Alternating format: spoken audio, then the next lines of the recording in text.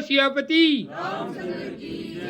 जय बोलो सीताराम जी महाराज की जय। तो लो देखिए भक्ति का प्रकाश। जो कुछ लोग सनातन धर्म का अपमान करते हैं, साधु संत महात्माओं का अपमान करते हैं और श्री राम कृष्ण शिव को काल्पनिक बताते हैं, ऐसे नास्तिक लोगों से हमेशा दूर रहिए। कुछ लोग कहते हैं कि दान धर्म से क्या होता है। दान धर्म हमारी रक्षा करता, भले जंगल में चले जाओ, दान धर्म रक्षा करता। इस वीडियो का उद्देश्य यह है, हम आशीर्वाद थोड़े कम कर रखा है, हम इसलिए कर रहे हैं कि गुरुमुखी के बिना आशीर्वाद तो कुछ ही जीवन का एक सुख है छोटा सा कि रोग मुक्त हो सकता है, पर गुरुमुखी इंसान के मानव जीवन के कल्याण के लिए होता है, जो मनुष्य जीवन एक मोक्ष की प्राप्ति करता है। ऐसे तो इसलिए हर मनुष्य को गुरुमुखी होना चाहिए, नुगरा नहीं होना चाहिए। और नुगरा मना कभी भी सुख नहीं भोग सकता, ज्यादा नहीं रुकता। और गुरु जैसे होते हैं, जैसे मीटर की डोरी कैसे चलती है, मीटर चलता वैसे ही उसका बिल जाता रहता है, तो मीटर लगा रहता है। और मीटर का तार कट जाता है जब ना लाइट आती ना कुछ नहीं आता, इसलिए मीटर होना संभाविक है। और उसका गुरुमुखी इंसान को बनना चाहिए। और गुरुमुखी जो इंसान नहीं है वो बेटा बेटी का भी सुख नहीं भोग सकता, जैसे पोता पोते का भी सुख नहीं भोग सकता। कुछ समय के लिए भोग सकता है, शायद हो सकता है उसके पुण्य कर्म तेज हो। अब लोग कहते हैं कि पुण्य कर्म पुण्य पता नहीं किसने देखा भाई। आपने थोड़े दिन पहले देखा था, एक गुजरात से आए थे श्याम जी कुछ नाम था उनका बेटा 9 जने की मौत हो गई थी अचानक एक्सीडेंट से। कहीं दर्शन करके आए थे, उनमें से 2 ही बचे थे। और आत्मा आके बोली कि मैं जन्म लूंगी। आप वो 5 साल का बच्चा होगा, शायद वीडियो चढ़ाया हुआ है यूट्यूब पर देख सकते हैं, 5 साल का होगा। और वो सपने में आके रोज उसकी बेटी को बोलता था कि मैं पापा को बोलो कि मैं दोबारा जन्म लूंगा। और उसने लिया। अभी वो 3-4 साल का है, पर वो बड़ों को पहचानता, उनके दादा तक आज के पहचानता वो। और उनकी दुकान है सूरत में, साड़ी का होलसेल गोदाम, जहाँ वो बच्ची चलाती थी। अब वो बच्चा हो गया तो वो बैठता, तो वो तो सबको पहचानता और क्या क्या काम करता था उसको सब नॉलेज है। तो वो छोटा सा होके सेठ बनकर कार्य करता है, 3 साल का ही। बोलो सियापति जय बोलो पापा सीताराम। तो हमारा ये वीडियो बनाने का यही उद्देश्य है, आप अपने धर्म से वंचित ना हो। कुछ लोग अपने स्वार्थ के लिए अपने प्रभु श्री राम कृष्ण शिव का अपमान करते हैं, आपस में झगड़ा करो और वे मजा करे, ऐसा काम कर रहे हैं। इसलिए आप अपने धर्म में रहिए, राम नाम में रहिए, आपको किसी की जरूरत ही नहीं पड़ेगी। सदगुरु का द्वार पकड़ लीजिए, उस मार्ग से चलिए, आपको किसी की जरूरत ही नहीं पड़ेगी। क्योंकि तकलीफ हमारे जब होती है जब हम गुरु का वचन काटते हैं या वचनों का ध्यान नहीं करते। गुरुमुखी इंसान को होना बहुत जरूरी है। घर में तकलीफ है तो समझ लो कि हम गुरुमुखी नहीं है, हम में बहुत सी कमियां हैं, उस कारण तकलीफ होती है। बोलो सियापति बोलो सीताराम। तो लो देखिए भक्ति का प्रकाश। हाँ जी, क्या नाम है आपका? देवाराम प्रजापति। ये देवाराम जी हैं प्रजापति। कहाँ से आए आप? कानपुरा से। ये कानपुरा से आए। लो देखिए, जो लोग कहते हैं कि ऐसा आशीर्वाद में शक्ति नहीं होती, हमने कोरोना महामारी में बहुत से लोग कह रहे थे कि क्या सारे संत फर्जी हैं, कहाँ छुप गए। और पेपरों में आया था, टीवियों में चला था। पाली जिले से ये संत खड़े हुए बाबा सीताराम जी बावलिया धाम वाले, जिन्होंने लाखों लोगों को आशीर्वाद देकर रोग मुक्त कर बतलाया कैंसर, शुगर, डायबिटीज जैसी गंभीर बीमारियां। पर वो हम आशीर्वाद इसलिए दे रहे थे कि लोगों की आस्था टूट रही थी और भक्ति की शक्ति बताने का हमें अच्छी तरह, तो भक्ति की शक्ति बताने के लिए हम बता रहे थे। पर उससे ठीक है, ये रोग मुक्त हो सकता है, पर मनुष्य जीवन का कल्याण नहीं हो सकता। तो इस वीडियो के माध्यम से हम कह रहे हैं कि इंसान को गुरुमुखी बनना चाहिए। जब तक इंसान गुरुमुखी नहीं है, वो भले कितने भी जन्म ले लो, वो दुखी है। कुछ पल के लिए सुख आ सकता है, पर जीवन भर के लिए नहीं, जन्मों जन्मों के लिए नहीं। तो लो देखिए। हाँ जी, क्या नाम बताया आपका? देवाराम प्रजापति। ये देवाराम जी हैं प्रजापति। कहाँ से आए? कानपुरा से। कानपुरा से। आप जब आए आपको क्या तकलीफ थी? मेरे को शुगर का तकलीफ था, 370 था शुगर। शुगर 370 था। तो कितने सालों तक ये शुगर थी आपकी? 3 साल तक रही थी। 3 साल तक। देखिए 3 साल तक इनको शुगर थी 370, मतलब हाई हो जाती है 400, 470, ये 370 तो हाई हो जाती है।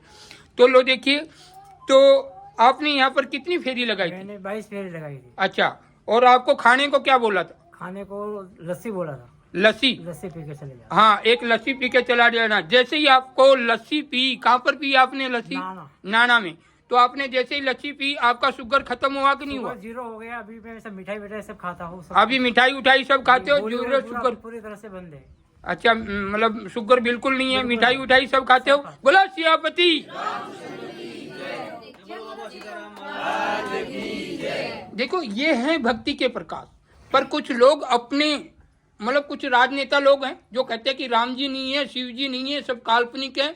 और ये वो लोग ऐसे हैं अपने ही समाज को बिछड़ा रहे हैं, अपने ही जाति को नीचे गिर रहे हैं, खड्डे में गिर रहे हैं। ये रियल बात है। इस वीडियो को आप ज्यादा से ज्यादा शेयर करेंगे तो लोग समझ सके भक्ति में वो शक्ति है जो लोग डॉक्टर भी कह देते हैं कि 70% ये रिजेक्ट हो चुका है। तो आप मेरे गूगल पर जाकर सर्च कर सकते हैं, बापा सीताराम जी राजस्थान वाले। अगर आपको विश्वास नहीं आता तो मेरे पर मुझे कॉल कीजिए। मेरे नंबर इस फेसबुक के ऊपर है, तो आप फोन कर पहुंच सकते हैं। तो आप क्या नाम बताया आपका? देवाराम। देवाराम जी। 3 साल तक आपको शुगर थी जी। और आपको हमने खाने के लिए आशीर्वाद में क्या बताया था? दही। दही। अच्छा, दही खाते ही आपका रोग मुक्त हुआ कि नहीं? बिल्कुल पूरी तरह से 100% खत्म हो गई शुगर। बिल्कुल 0%। 0%। बोलो सियापति। जय बोलो सीताराम। देखो ये है भक्ति के प्रकाश। और एक और आया, वो कहाँ पर है अभी? वो दूसरा अभी यहाँ पर आ गया। अच्छा हाँ, आपका क्या नाम है? लो देखिए दूसरा पेशेंट। बानाराम। बानाराम जी, कहाँ से हैं आप? चिमनपुरा से। चिमनपुरा से। आपको क्या तकलीफ थी? आंखों की और यानी यहाँ पे मतलब कमर लिखा में और आंखों में। आंखों की। आपकी कैसी प्रॉब्लम थी? यूँ यानी बिल्कुल नहीं दिखता था। मतलब दिखता नहीं था आपको?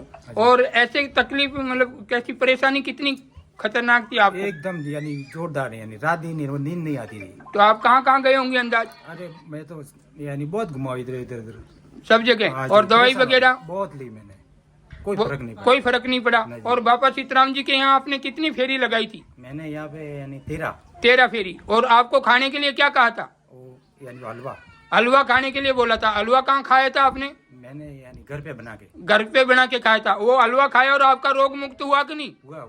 बिल्कुल। बिल्कुल। बोलो सियापति।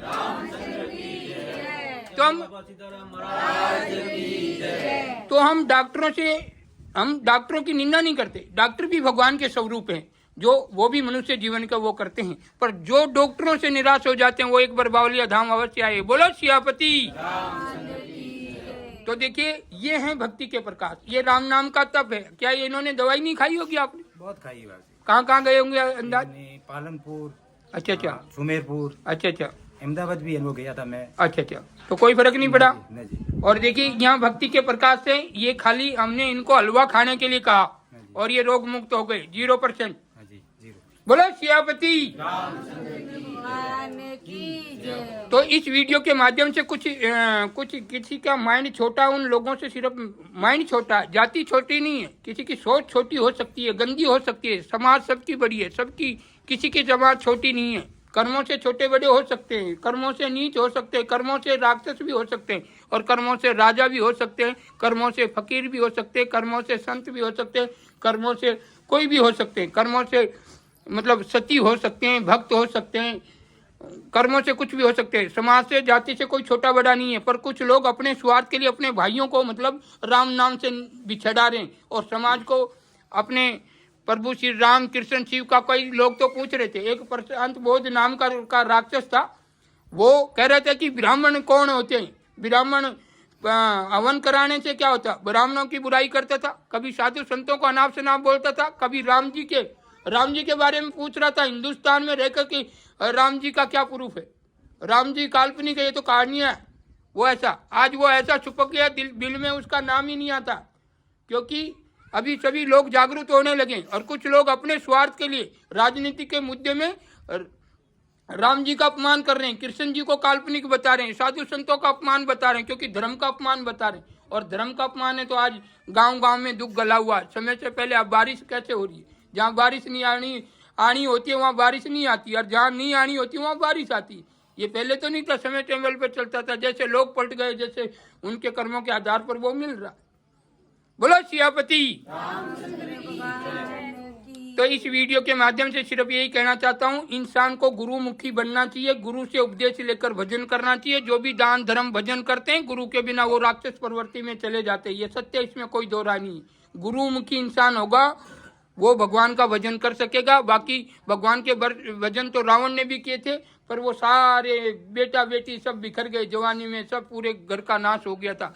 ऐसे ही भस्मासुर ने भक्ति की थी। भस्मागिरी नाम का एक भक्त था, उसने महादेव की सेवा की गुरु के बिना, और महादेव प्रसन्न हुए और उसने कड़ा मांग लिया, भस्मी कड़ा, और एक पल में जल के राख हो गया। गुरु के बिना कितनी भी भक्ति हो, कितनी भी शक्ति हो, कितने भी भजन हो, एक पल में नष्ट हो जाता। बोलो सियापति। तो प्रत्येक आदमी को गुरुमुखी बनना चाहिए, गुरु उपदेश लेकर। भले मैं ये नहीं कहता कि तुम पूरे दिन भगवान का भजन करो, पर गुरु का उपदेश लेकर गुरु के बताए हुए मार्ग पर चलो। बेटा बेटी भी सक्षम होंगे और घर में सुख शांति। सबसे बड़ा आत्म सुख होता है। जिस इंसान को आत्मा का सुख मिल जाता है, समझ लो सबसे बड़ी प्रॉपर्टी उसी के पास है। और जिसके पास आत्म सुख नहीं है, आय मरूं करे रही हो, तो भले उनके पास करोड़ों रुपए और वरना वो आत्मा ही सही नहीं है, तो फिर वो पैसे किसी काम के नहीं है। बोलो सदगुरु। जय बोलो बाबा सीताराम महाराज की जय। देखिए, ये है भक्ति के प्रकाश। कई प्रकार के रोग बिल्कुल ठीक हो जाते हैं, और इस धाम पर लाखों इंसान ठीक हुए हैं भक्ति की शक्ति से, अनेकों प्रकार के। अब हम आशीर्वाद तो कम से कम एक साल भर हो गए आशीर्वाद देना बंद कर रखा।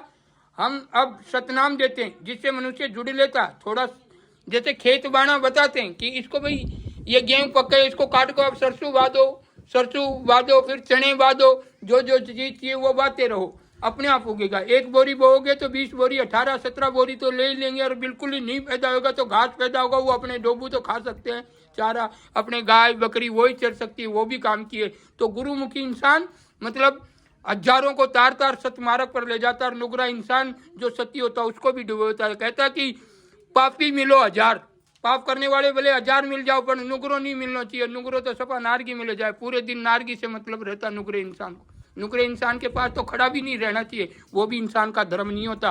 बोलो सियापति। तो अभी बिल्कुल आपके उस दही खाने से बिल्कुल रोग मुक्त हो चुका था। बोलो सियापति। कहाँ से आए थे आप? चिमनपुरा से। तो लो देखिए, ऐसे होते हैं भक्ति का प्रकाश, ऐसा होता है साधु संतों में तब।